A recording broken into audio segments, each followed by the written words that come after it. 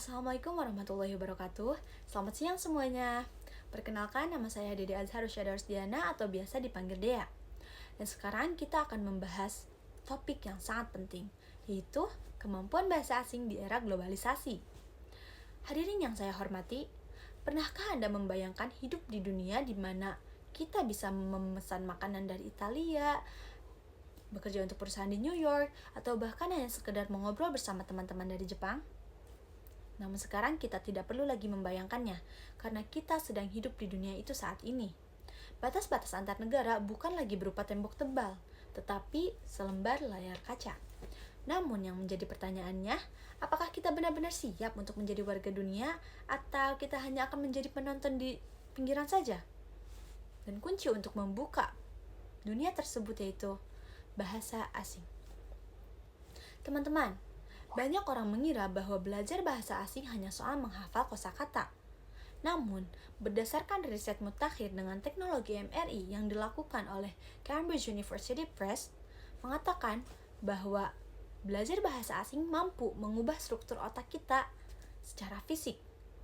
Dan seseorang yang memiliki kemampuan lebih dari satu bahasa asing, itu memiliki gray matter yang padat dan white matter yang kuat.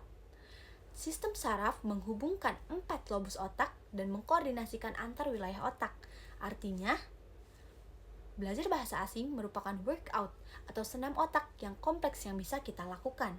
Hebatnya lagi, data menunjukkan bahwa 1 minggu kita belajar bahasa baru, tingkat kewaspadaan, memori jangka panjang dan pendek, serta kefokusan kita meningkat lebih tajam, berapapun usia kita ketika memulainya. Mari berbicara soal realitas di dunia kerja. Dulu, memiliki kemampuan bahasa asing hanya menjadi nilai plus dalam CV. Namun sekarang, itu menjadi syarat mutlak untuk bertahan. Berdasarkan International Labour Organization atau ILO, pasar kerja digital dan remote working atau kerja jarak jauh lintas negara mengalami peningkatan lebih dari 40% di tahun-tahun terakhir ini. Artinya, yang menjadi kompetitor kita bukan hanya tetangga sebelah atau lulusan kampus ternama, tetapi seluruh anak muda di penjuru dunia. Bagaimana kita bisa menang bersaing apabila untuk mengerti instruksi kerjanya saja kita masih membutuhkan alat penerjemah? Jadi, bahasa asing merupakan jembatan untuk ekonomi kita saat ini.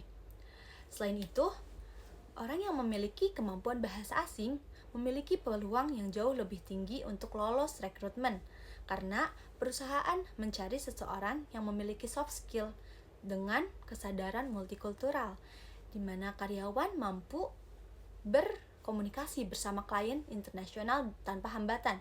Jadi perusahaan bisa memotong biaya operasional seperti menyewa penerjemah, dan Anda bisa menjadi kandidat yang cukup untuk mendapatkan promosi jabatan, perjalanan bisnis ke luar negeri, atau bahkan berkesempatan bekerja di kancah internasional.